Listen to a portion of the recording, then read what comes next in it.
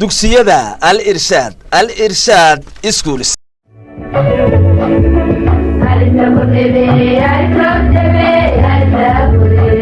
بسم الله الرحمن الرحيم. السلام عليكم ورحمة الله وبركاته. والدين يا أرضي رمضان مبارك. waxay noo sii socon doonaa casharaanteennii online-ka ahaa grade 3 kusoo dhawaada. waxaan maanta arday bilaabanaa chapter 9 cutubkii 9aad ee ka warramayay water biyaha. biyuhu ardayay water is very important. biyuhu aad bay muhiim u yihiin ama water is important. biyuhu waa muhiim waxayna muhiim u yihiin for all living beings. kainaadka nool oo dhan waxa la wixii nool biyuhu muhiim bay u yihiin. markaynu eegano ardayay dadka adultska ama dadka waaweyn biyuhu waxay weydka qofkaas ama miisaankiisa 60% ama 60% qofka weyn ee adultskii waa biyo. qofka yarna ee newborn-ka ah ee imka dhashay 75% waa biyo. qofka weyn ee da'da ahna ilaa 50% waa biyo. marka biyuhu muhiimadda inta leeg ayay noo leeyihiin jirkeena boqolkiiba intaasi ka yihiin. marka waa very important biyuhu. waxyaabaha kale nool ee aan bini'aadanka ahayna sidaas leeg ayay u yihiin muhiim. ciwaanka koobaad ee maanta dhiganana waxa weeyaan how to store water.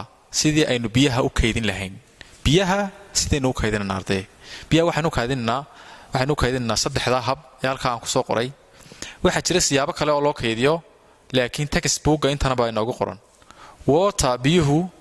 water can be stored. biyaha waxaa lagu kaydin karaa in big tanks. taangiyo waaweyn baa lagu kaydsan karaa biyaha. water can be stored. biyaha waxaa la kaydin karaa when rain is raining. marka uu roobku da'ayo.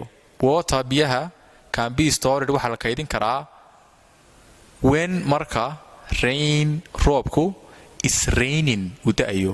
xaggee lagu kaydinayaa? majarooray dadku samaystaan oo biyaha jiingadaha ka soo dhaca xaafadu waxa u dhigtaan foostooyin bay u dhigtaan iyo weelal kale oo waaweyn oo ay ku kaydsadaan bay u dhigtaan. marka roobku da'ayo biyaha waa la kaydsan karaa. meel kale lagu kaydsadaa jirta arday oo buuggeena inoogu qoran when the rain falls.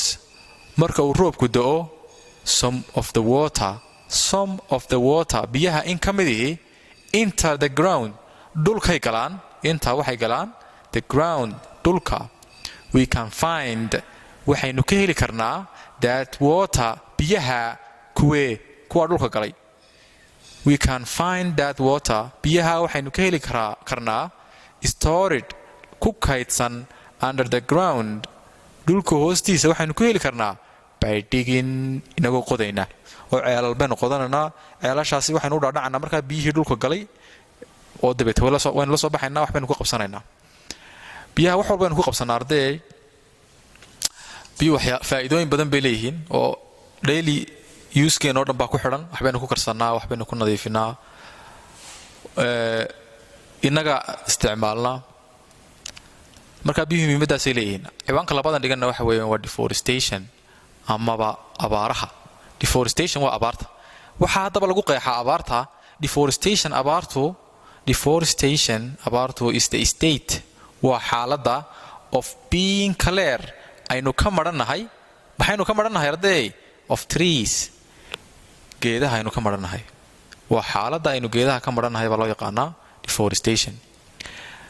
haddaba when the plants grow marka ay dhirtu baxdo on the soil ay carrada ka dul baxda ama ay ciidda dhirtu ka dul baxdo they can block waxay inoo xidhaan the running water biyaha ordaya ayay qabtaan. biyaha ordaya dhirtani waxaan jari lahaa biyuhu hadday geeda waaweyn ka baxaan ciidda dusheeda way qabtaan ardayay. this helps tani waxay caawinaysaa good soil ciidda fiicani not to carry by water inayna qaadin biyuhu ayay caawinaysaa. waa ta caawinaysaa waa tee waa dhirtan waaweyn ee ka dulbaxaysa on the soil. okay haddaba the upper soil ciidda sare ama carrada sare is good waxay u fiican tahay for growing plants dhirta baxasa. noocyada carrada waan dhigan doonaa arday casharadeena soo socda.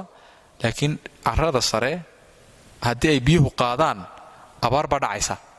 marka dhirtan waaweyn ee ka dulbaxaysa biyaha carrada qaadi lahaa ayay qabanayaan marka abaar dhici mayso laakiin haddii dhirtii la jaro wax qabtaa ma jiro biyihii soconayay dibeetana waxay qaadayaan biyihii ciiddii wanaagsaneyd ay dhirtu ka bixi lahayd markaana waxaa dhacaya deforestation ama abaar baa dhacaysa intaasu maanta casharkeenu ku kooban yahay aad baad mahadsantihiin hadee